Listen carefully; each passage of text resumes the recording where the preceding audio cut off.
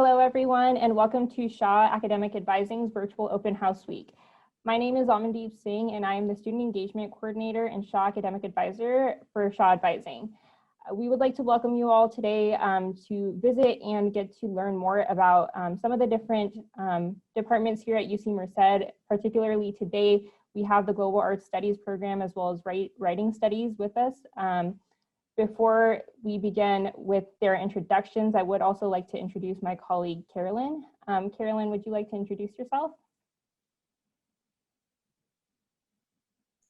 Yeah, absolutely. Thank you, Amandeep, for putting this together. My name is Carolyn Barranco, and I'm one of the academic advisors here within the School of Social Sciences, Humanities, and Arts, and I oversee students majoring and minoring in global arts, as well as those minoring in writing. Awesome, thank you for that. So we are gonna have our panelists introduce themselves, and we also have a quick fun video for you all about the Global Arts and Studies program. So with that being said, let's get started with introductions, where I'm first gonna hand it off to Professor Beester-Jones. Hi, I'm Jason Beester-Jones. I'm the chair of the Department of Global Arts, Media, and Writing Studies, and I'm a professor in the Global Arts Studies program. My main interest in both teaching and research is in music and the cultures around music. So I focus in particular on the way that music is used in various kinds of media contexts, particularly Bollywood films in India, but also on music industries and how music circulates as a commodity, how it gets bought, how it gets sold, and the various kinds of narratives and stories that are told about it as it circulates. I've been at UC Merced since about 2014 and have watched the campus grow pretty exponentially in speed over this period of time. And one of the things that I'm particularly excited about is the new facilities that we have in the Arts and Computational Sciences building, which includes a new screening room, includes dance rooms, includes a recording studio. And these are the sorts of things I think that are going to make us a really interesting and unique kind of program within the UC system. I will now turn over to Professor Canfield. Great. I'm Eileen Camfield. I am a teaching professor in writing studies. This is my third year at UC Merced and my 25th year in higher education. I'm really happy to be at UC Merced. It's very exciting to be here. And my research interests focus on how writing is taught and evaluated, and the ways that writing can be used to enhance the curriculum in any class. So I do a lot of collaboration, in particular with professors in STEM, so science, technology, and engineering and math, looking at ways that writing can help build students' academic identities and stuff like that. I would like to hear from David. Hi, my name is David Kaminski. I am a professor of music and dance in the Global Arts Studies program. I'm an ethnographer of music and dance, which means that my research methodology is hanging around musicians and dancers and writing down what they do and say. And I also teach practical ensemble dance classes, as well as lecture and seminar courses in music and dance. In terms of my research, I've studied Swedish folk music and nationalism, the modern political uses of Jewish, Romani, and Balkan musics by Northern and Western Europeans. And more recently, I've started to focus on social partner dancing as an ideological system. So my most recent book is called Social Partner Dancing, and it's about how dances like tango, Lindy Hop, salsa, waltz, and so forth work as a system, and what kind of social work they do for the people who do them. My current research project that I've just started on is an ethnography of the modern blues dancing scene, which is a partner dance scene that started in the 1990s, coming out of the neo-swing movement. And that is me. I'd like to pass it on to Professor Zanzucci. Thanks, David. Hi, everyone. Welcome to the open house. My name is Anne Zanzucchi. I'm a teaching professor in writing studies. My teaching has tended to be in professional writing and technical writing, and my research interests include community engaged research. And so several of us in the faculty of the humanities work with the local Merced area to have projects that engage undergraduate and graduate research. And part of what I look at is youth participation in media, and I work with local teachers on leadership along with Paul. And so there's a lot of exciting opportunities to work with all of us on research. Also, part of my work is on voices projects. So my qualitative research is focused on how people describe their educational experiences. And so I've published some work on how graduate students have socialized and succeeded in the academy, especially historically underrepresented students. And I've also worked with the library on information literacy projects and hearing more about students' experiences with that. So I'd like to ask Federico, my colleague, to introduce himself next. Thanks, Anne.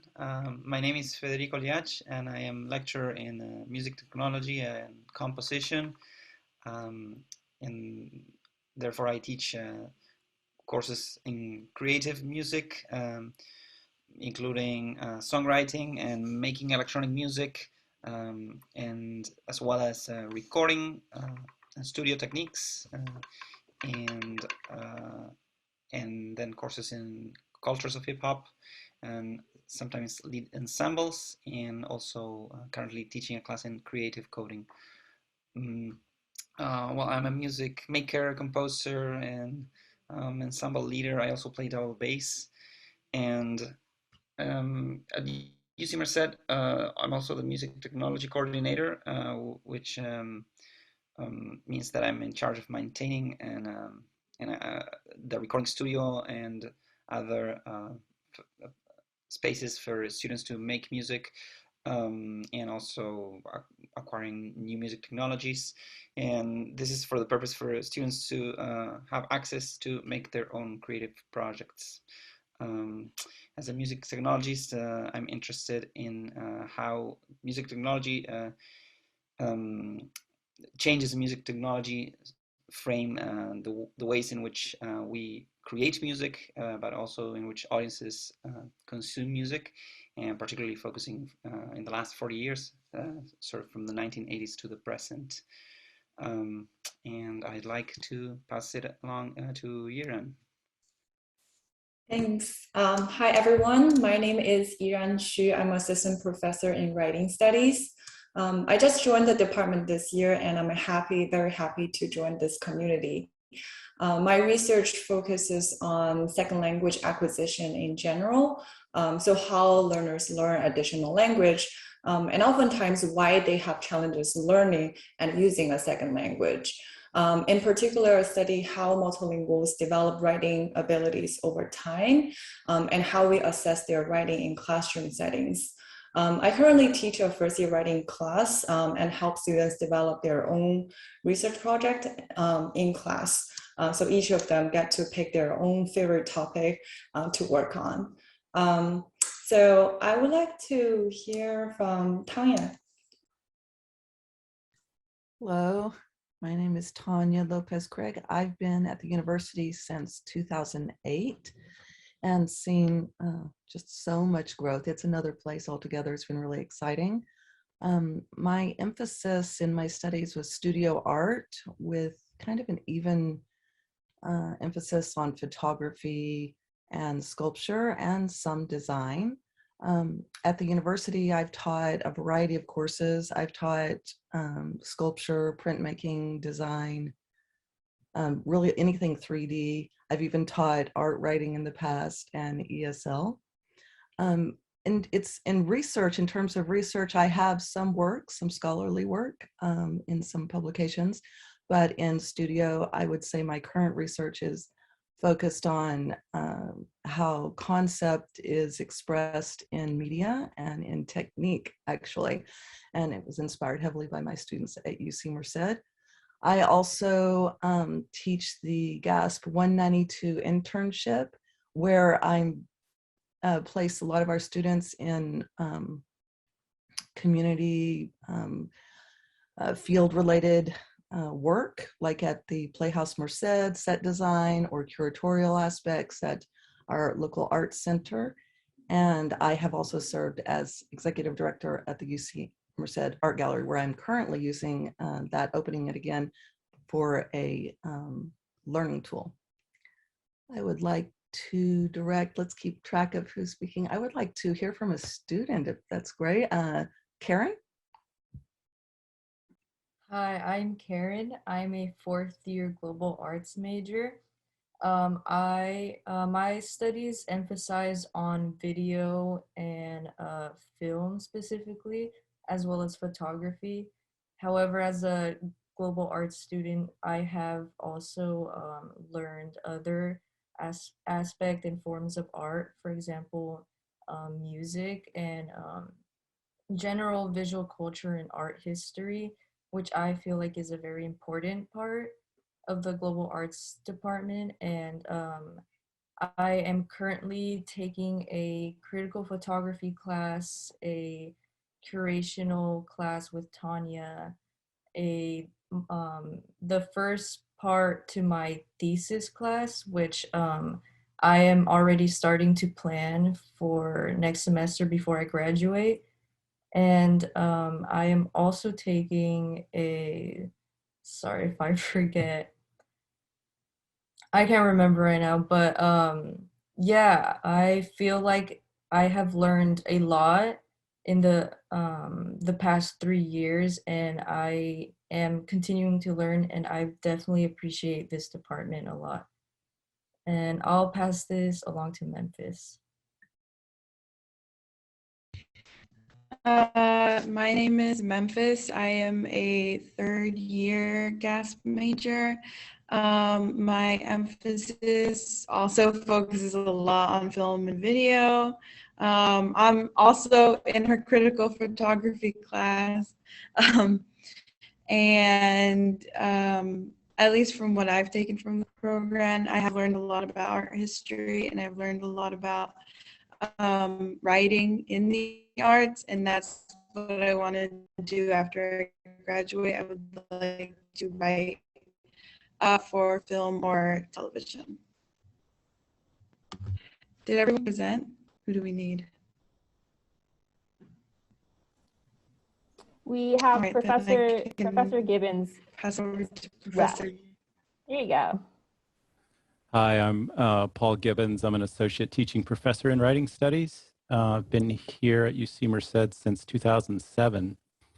I actually got to see the first class graduate years ago. My primary area is actually poetry, but I've branched out so much since coming here into lyrics for songs, and also into researching how multilingual writers bring their resources to the first year writing classroom. We've got a current project with a couple of colleagues researching that area. In general, I focus on creative writing and creative writing pedagogy, how it's taught, how creative writing is taught, especially when it comes to writing as a performance or as an improvisation, and ways to access that, as well as how principles can operate to be very creative for writers in particular, but also in inhabiting or in creating sort of new forms of creative writing of various sorts. That's me. And I will pass it back to Amandeep. Thank you.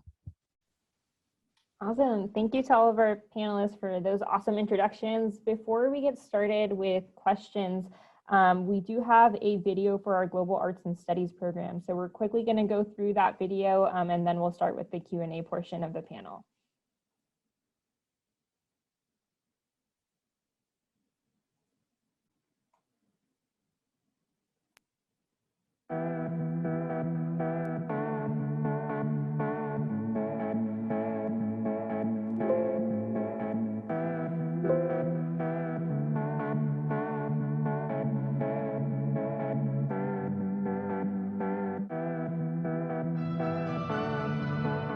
I'm Richard Gomez. I'm a continuing lecturer. My name is Aditi Chandra. I am assistant professor. My name is Lorena Alvarado, and I am assistant professor. I'm Jenny Samuelson. I am a continuing lecturer for the Global Arts Studies program here at UC Merced. Merced.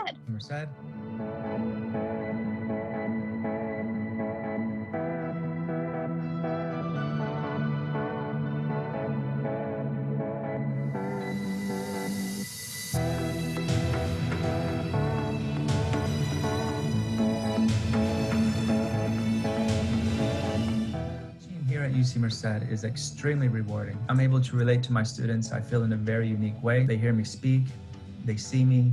I'm able to talk to them, I think, in a way where they might hear the same type of speech in their neighborhoods or at home.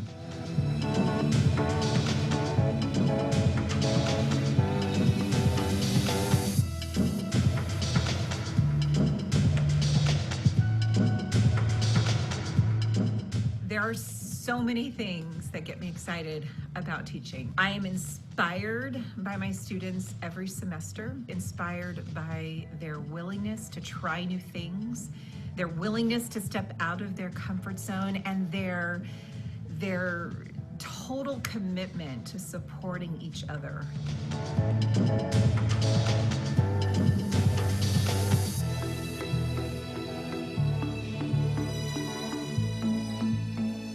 I am a first generation college student. My parents didn't attend college, didn't go to high school, didn't even go to middle school. And what I find is that at UC Merced, we have also a lot of first generation college students that are growing up in a world that is much more hostile to many of us. So from them, I'm learning a new level of courage on how to grow, how to research, how to learn, you know, and how to fight back in this new world.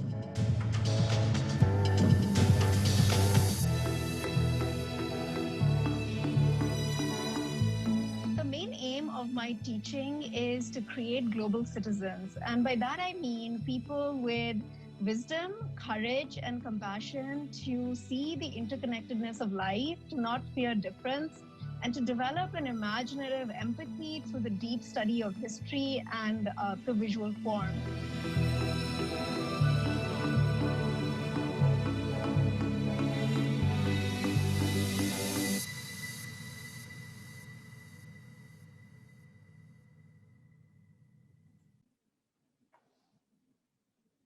Awesome. So as the video stated, more information about global arts and studies can be found on the department's website. We're going to go ahead and get started with the question and answer portion of our panel. All of you had an opportunity to kind of discuss your research interests and what you're working on. One of the questions that I do have for you is, how can students get involved in research within your department, and do they necessarily have to be majored or minored in global arts and studies to participate? And we can get started with Professor Biester-Jones, and we only need to hear from a couple of faculty and maybe students. Yeah, so it's one of the benefits of being at UC Merced is that it's very straightforward for students to get, undergraduate students to get involved in research projects. One of the projects that I've been running over the last few years, for example, is called the Gateway to Merced project, where students do local research and interviews on Merced history from the perspective of different communities in the area. So typically over summers, I take anywhere between 2, 4, sometimes 6 students to work with me on this project and to help document the Merced area. Other folks have other kinds of projects that they work on. I know that some of our faculty will recruit students to help them in filmmaking.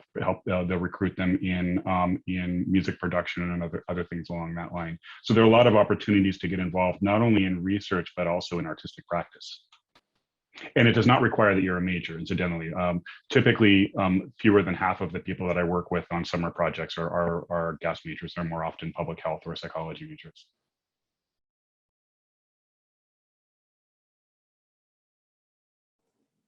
Awesome, thank you for explaining that. And Professor Lopez-Craig, I think you had talked a little bit about the Playhouse and different opportunities like that. Can you expand on that a little bit more, and how can students participate? Sure. Also, I would mention, and that's with the internship. I've been here since 2008, so before the internship was really developed, I always had an unofficial file of all of our students. I would consider who would be, perfect for what's going on with faculty or what's going on in the community. And now, we're able, through all the resources we have in this, which are many in this department, to bring those together and provide those that Dr. Biester-Jones just mentioned, but also those like you just said in Playhouse Merced. That's just one of many relationships that we've developed with the community and on campus outside of GASP, where students can come in and for credit, 2 to 4 units, and it can be repeated, but they can come in and work and develop experience in the field. We also get students who are not majors. While I'm really encouraging the majors to do the internship, I've had plenty of non-majors, and funny enough, that leads directly, I've noticed that it's led directly to, kind of work opportunities. So we somehow kind of draw them in outside of the major with this program. But, the Arts Center, working in something like curating the Day of the Dead exhibit. We know Richard Gomez has also had his students out there working. So these are the kind of things that, we're developing. We have a new opportunity with the Civic Center, for example, curating a space out there, talking to some local businesses about potential curatorial projects, and just many, really. And question for that, is that all like volunteer-based work, or is it paid? So in the past, when we had the gallery open, we actually had a combo of that. I tried to focus it into, since it was so popular, I focused it in, my department encouraged the students to come in and take it for credit. So, this shows officially on their transcripts, which helps them. I mean, if they're going to apply for grad school, right? Or, just to apply somewhere. And then I end up serving as a reference for them, which we all know they need when they graduate, right? Any of the faculty they work with are now their references. The institution that they worked with, say Playhouse Merced, and they've made connections. So it's not volunteer anymore. It is now for credit, but we also had opportunities, and I'm hoping we will in the future, where there are opportunities for them to be paid. I know that we have in the department, separate from the internship, we have an internship that the other faculty could comment on better, where the students work as interns in the department and handle all kinds of things, from the web presence to just film, all kinds of things. I believe, Karen, you're one of those, right? You're in one of those internships? Yeah, I've actually been working with Jason since 2018 now. And a lot of what I did was working on the photography for events, just like giving like these events and like the global arts department exposure. So I've been working on that, as well as our social media presence, which has been growing and continues to grow every day. I know like our Instagram page gets like probably like 10 followers a day. A lot of people actually check it for like flyers and information. But yeah, I've been working as an intern, and it's been like a really great opportunity because I not only work with the university, but I also get to work with the city of Merced. Like we, especially at the MAC, and working to support lectures for lecture series, which we actually have a series coming up. It's nice to be able to work, but also like learn and listen to those around me and just gain experience. And I think it's a really good opportunity, and I do recommend it.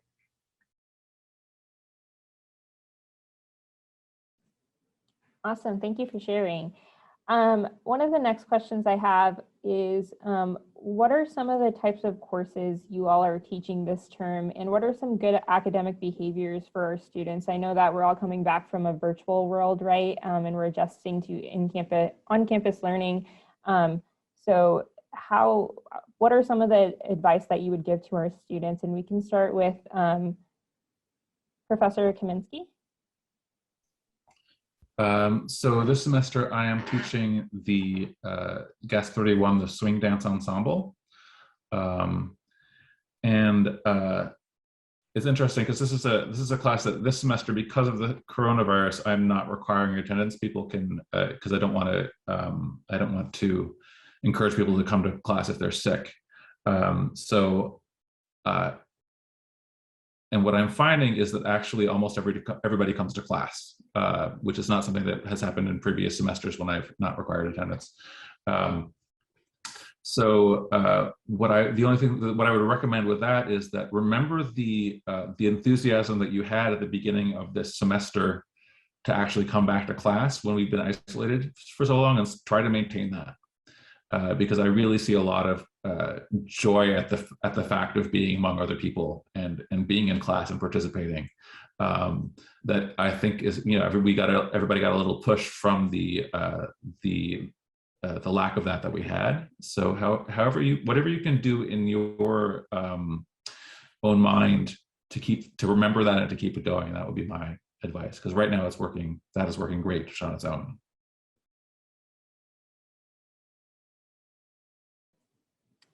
And can we also have Professor Zanzuki as well talk a little bit? Well, I was thinking about Tanya's focus on internships, and I just wanted to mention a course that Paul and I taught in the past year that is groups of students working together to intern with our university public relations office. And that's been a really exciting opportunity to learn about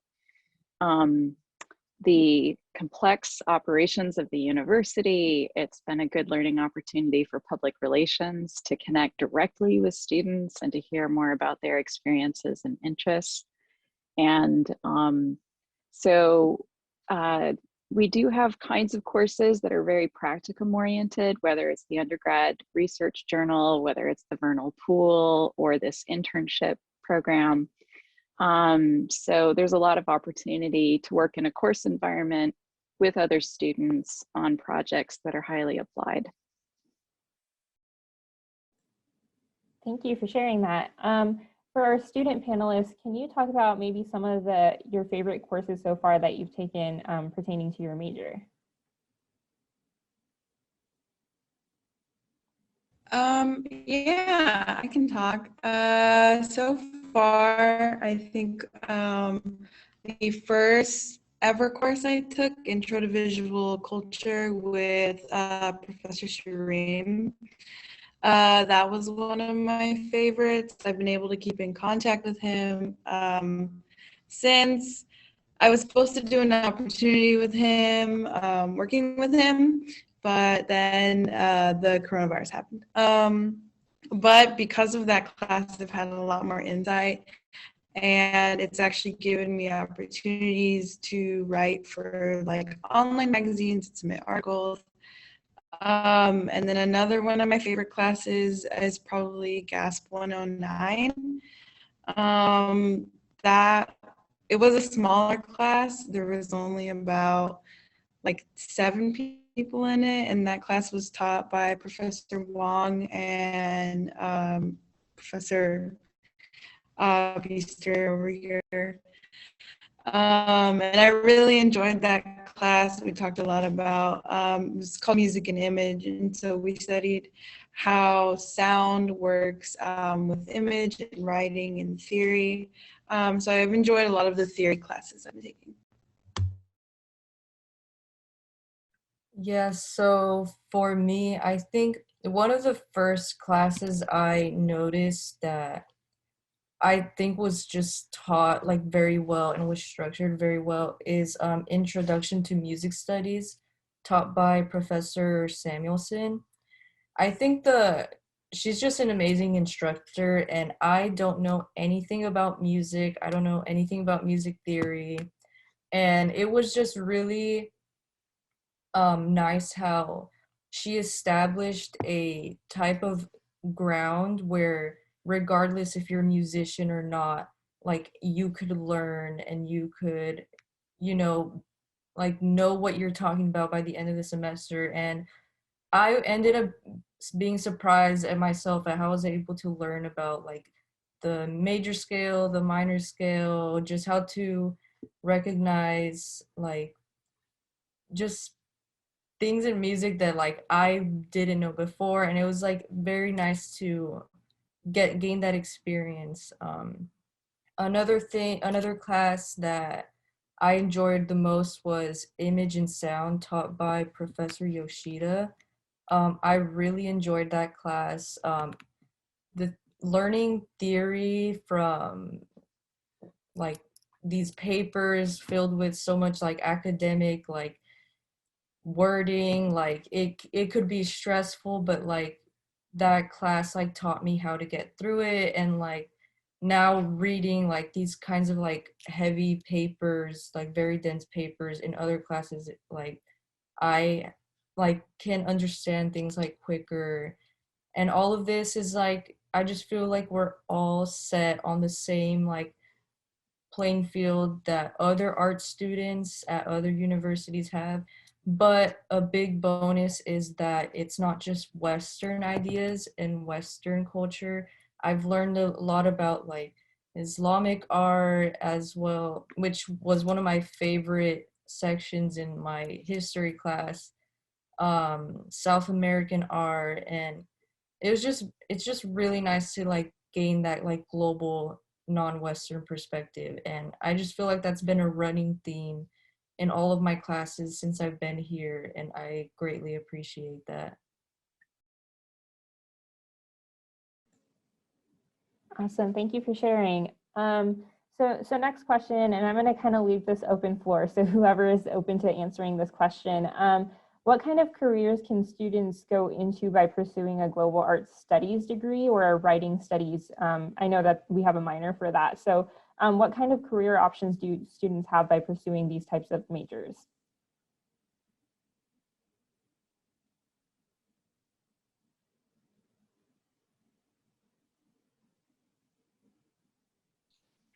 I guess I can jump in here. One of the things that the Global Arts Studies program prepares you for are careers based in media, multimedia sorts of contexts. They prepare you for museum curation, and museums now aren't just necessarily physical spaces, but they can be internet or virtual spaces as well. But what we really pride ourselves on is producing people who can do research and who can think, and who can write. So these basic kinds of skills, though really they're not basic, but these fundamental kinds of skills actually will allow you to do just about anything that you want to do. So it's conceivable that one could do work in global arts studies and find themselves in medicine, to find themselves in education, to find themselves in law or other sorts of careers, because critical thinking is a skill that's valued across the spectrum. And so as a result of that, as Karen was just mentioning, you're often dealing with fairly difficult and heavy kinds of reading in art theory. A lot of the same skills that you develop in doing that reading, then you can apply in other places as well. So we've had students who have gone on to careers as rappers. We have students who have interest in moving into video games. Other folks who have moved into other aspects of the arts, but also people who have moved into to filmmaking and other things along that line. So the idea being here that the GAF degree that you get actually prepares you pretty broadly for the world of employment, over and above the specific kinds of art training that you receive.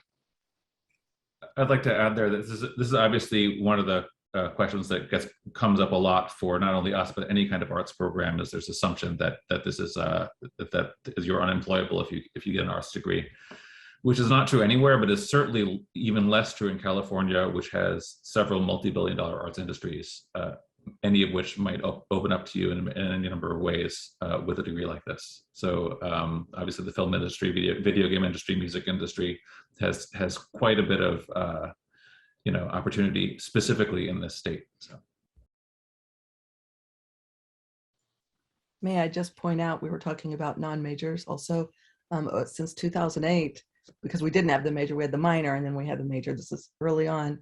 I've followed some students that have major kind of emphasized art history, musicology, just studio, but they majored in other things, but they, funny enough, they ended up doing something in the arts straight out of school. So you know, I saw that really very often. I mean, even some of my engineering majors, you know, I had one in psychology. She ended up working, you know, she's working for the gallery in Yosemite, right?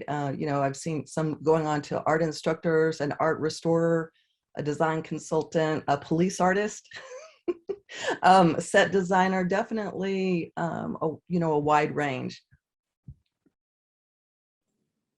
Awesome. And I think Professor Canfield or Professor Zanzuti, I think you both had unmuted yourselves. Did you have more to say? I was just going to amplify what Tanya was saying and talk about how the writing studies minor could combine also with a GASP major. We also will hopefully soon have a writing studies major.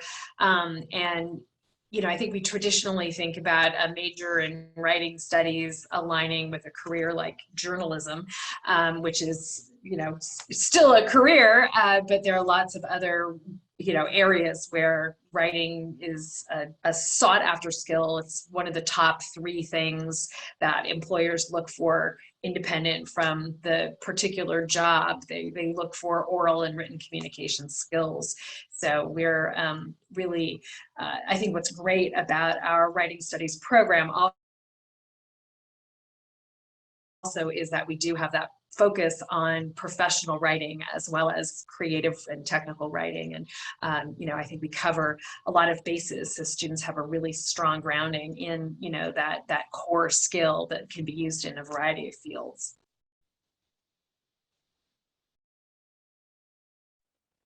I'll just add that any preparation in communications and media is for the next 5 years projected to be higher salaries and higher opportunity than any other field.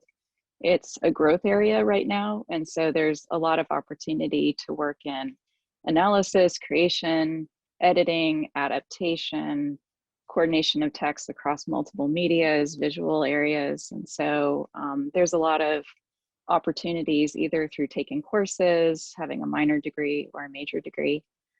It's also worth mentioning that there's a lot of graduate school opportunities with both sets of degrees.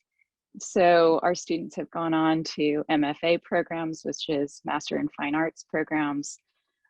We also have students who go on for law school, rhetoric and composition degrees, applied linguistics, and also across the arts. And so there's a lot of opportunities for master's, PhDs, and education degrees from working with us.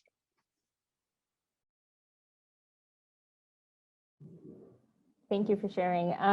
So kind of going off that a little bit, what can our current undergraduate students do to better help them prepare for graduate school if they're considering that?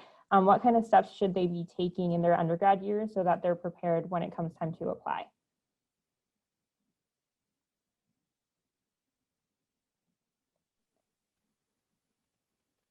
One quick thought, working closely with faculty and having a relationship that is based on being in the classroom and out of the classroom. So everything we've talked about today in terms of events, activities, practicum experiences, as well as being highly engaged in courses and building relationships with the faculty you work with will provide the kind of insight that can really help in terms of having a strong reference letter and also being proactive about asking questions about pursuing postgraduate goals. That all of us as faculty are available to talk about that. We're really interested in that. And your academic advisors, of course, are huge resources in that area. One of the things that I would add on to that is sort of the key thing of education more generally, and this is simply being curious, being voracious in the knowledge that you want to acquire. It doesn't necessarily have to be knowledge in any one area, but to see how things are interconnected. So in my classes, the students who tend to stand out for me, particularly in my larger classes, are the students who simply won't stop asking questions, which is a really, it was a really gratifying thing from an instructor's perspective, but also shows that people have students have the curiosity that will enable them to ask the right questions as they move forward as well. So in a classroom context, if you're the person always asking questions and you're also the person who is planning on going to graduate school, it makes your experience in the class a lot more memorable for the faculty member that you're asking for a letter from. I would also add to that, go to office hours. Get to know your professors, and take advantage of the fact that we have very, very small student to faculty ratio right now, and you can get to know professors in a much greater level of depth than perhaps you could at another institution. I have a quick example, if I could jump in. Had a student last semester who took one of the student success intern positions and was working on writing assessment, program assessment, evaluation. And at one point, he was reading some materials and he said, psychology is my major, writing is my minor. I want to go to graduate school as a writing studies major, or writing studies for graduate school. During the part of our process, he said, I learned a lot about surveys in psychology. Can I use that knowledge, that I know about surveys in this internship? And I said, absolutely. That's why you're here. So Jason, when you said making those connections, that student is currently at graduate school now, successful candidate. But he was able to see across his classes and see across things and combine those and then be very curious. Like, can I use that? How would this work? Where do I go to find that out? So. Yeah, absolutely. I wanted to second that idea. I think perhaps in your early years as a student, you might think of graduate school or academic disciplines as being something very fixed, but in reality, it's maybe the opposite. How the fields evolve, particularly lately, is by cross-disciplinary works and ideas. So I think that's a plus of this department, particularly that. Being a global arts program, we have sort of different perspectives or different areas of emphasis. And I think for the students to, again, reiterating, but making those connections is something very valuable as they maybe write their statements or start to, of course, have an idea of what they might want to do in graduate school, although then it's there where they'll do all the work, but sort of like framing their ideas by connecting the different dots or concepts they learn in different classes. Maybe just to build off of that for a second, to loop back to what Jason was saying about curiosity, I think I would add to that also a spirit of independence, to try to push yourself, to want to break down barriers and blaze those trails, because the point of graduate school, right, is to kind of create new knowledge, things that we don't know yet. And so to be okay with that, and then the discomfort that can involve, but also the gratification and satisfaction of creating something new that didn't exist before. Yeah, there's one more thing I just wanted to add, is to make use of the resources on campus. For example, we have the undergraduate research journal to publish the research papers and the vernal pool for creative writers. So these are very valuable opportunities for undergraduate students, and it will look really good when they apply for graduate school. They already have some publication from undergrad. And other resources like writing centers, and we have different support for that as well. So be open to different opportunities on campus. Awesome, thank you. And question for our student panelists, what are you hoping to do once you complete your undergraduate degree at UC Merced?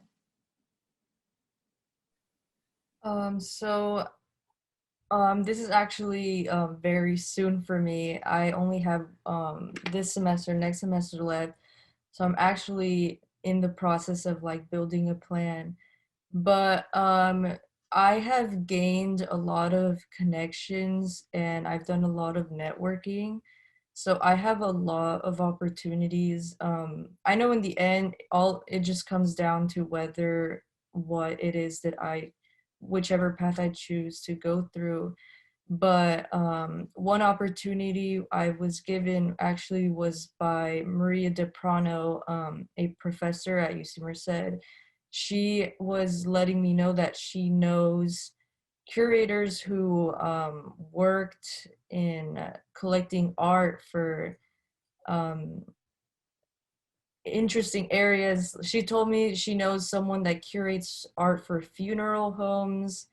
So that her telling me that, she was telling me like there's lots of opportunities out there, you just have to like come find them.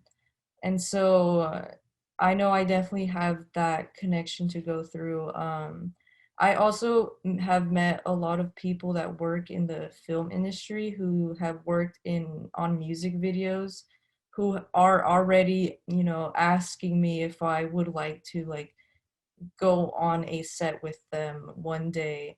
Um, so yeah, I just have these opportunities available for me, and as soon as I graduate, like the first thing that I'm gonna go to is just head straight into working on these art, yeah, like art practices. So not necessarily grad school right away, but I will already be working on like film sets or video sets, which I'm like excited for, as well as I think Tanya was even telling me about a photographer in LA who's looking for help, which is another opportunity I'm thinking of taking on.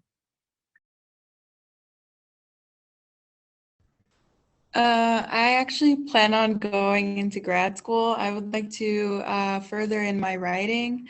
I've gotten a few opportunities. I've been able to do submissions for podcasts, and I've been able to write for a little bit of like an online magazine. But I want to go into grad school, and I want to sort of focus on like writing in the arts and more entertainment writing, and just getting better at that. Awesome. Thank you for sharing that. So we're kind of just going to wrap it up here. I want you all to have an opportunity to just provide some final words of advice to our student. Like I said, a lot of them are coming back from a virtual world and trying to adapt. So just final words of advice before we close out. We can start from the top. So Professor Reister-Jones. Okay, I'm not at the top of my own window, but thank you. So just to reiterate, I think take advantage of the fact that faculty are really, really accessible at this institution. That you have an opportunity to get to know people who will, even in sort of offhand conversations, as Karen and Memphis have pointed out, will provide you with ideas that may not have occurred to you otherwise, trajectories or paths that you might take. And the better you get to know your professors in a lot of ways, it makes your future endeavors that much easier. I'm looking now at Federico, who's at my top left. Yes, I think final word of advice for me would be getting involved in different activities, programs that you may have, even also student organizations. I think UC Merced is very new. It's a young institution, so there's a lot of things that are developing.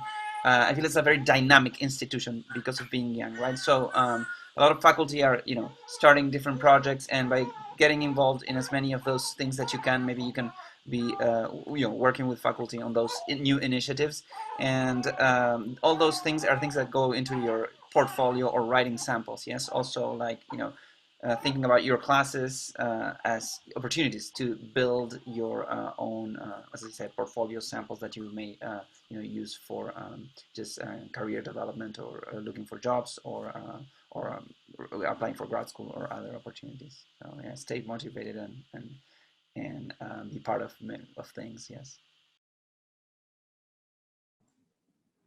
Okay, so the next on my list are the students. So if I can have Memphis and then Karen provide your final words of advice.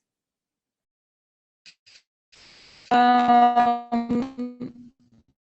would say talk to your professors. The professors, at least from all the classes I've taken in my major, they really do care.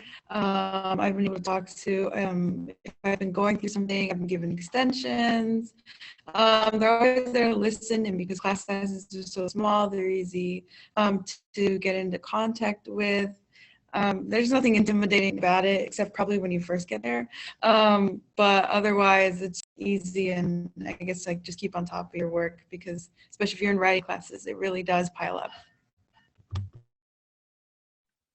My advice would definitely be to, Jason mentioned it, to take advantage of how small the student to faculty ratio is.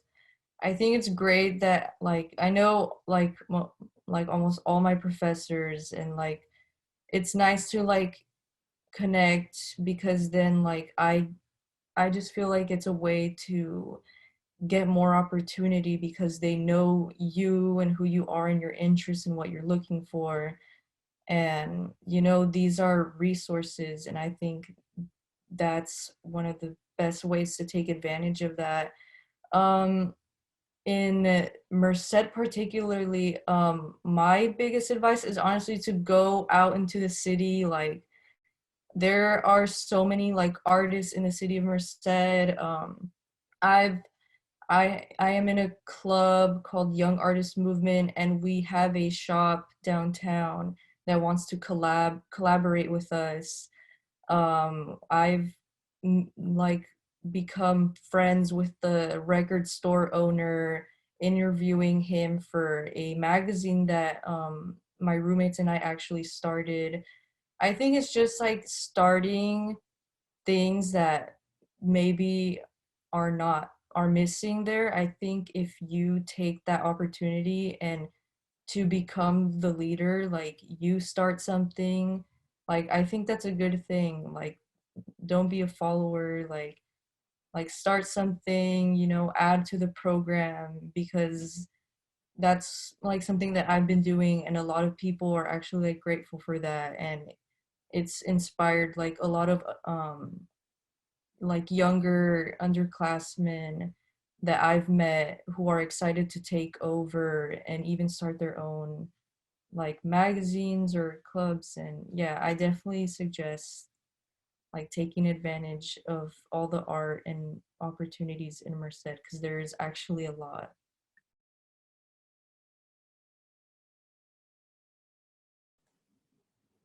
Okay, I see Professor Gibbons next. Yeah, when you asked that question, I couldn't help but be just a little selfish about it. But it's selfish, I think, in a community-minded way. And I just kept thinking that one thing I wish I had told myself as an undergraduate is that when the student is inspired, it helps everybody. Like, I get inspired when students are inspired, and that feeds sort of, for lack of a better word, the system or the community, really. And so that, I think, is the most invaluable thing. And you spoke to it, Karen. You used the word inspired. It's like, and I always thought inspiration came from without, and it's not. It's an insuck of breath, right? And that's being inspired. Is actually you inspire others by doing that.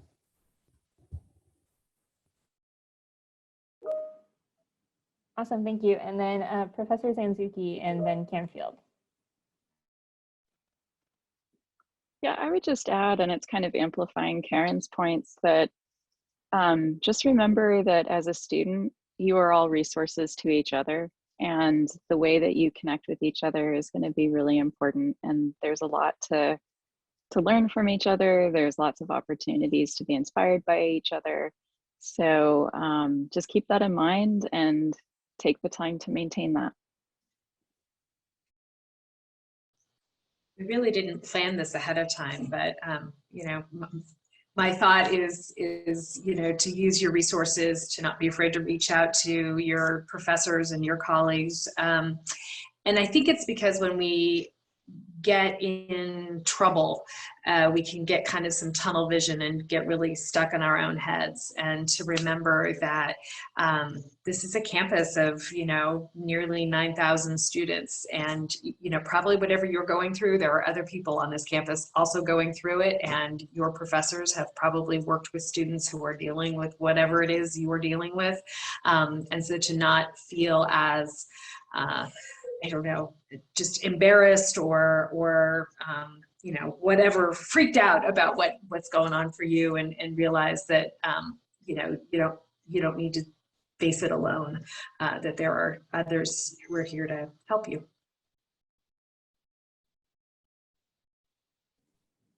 Thank you all for sharing that. And just kind of echoing off the concept of resources, right? We have a lot of resources here on campus. Your instructors are a resource. We, your academic advisors, are also resources. We are the one place that you can go to if you can't find a particular resource, you need additional support. We're always here to provide that support to you and connect you to the appropriate resources so that you can get the support that you need.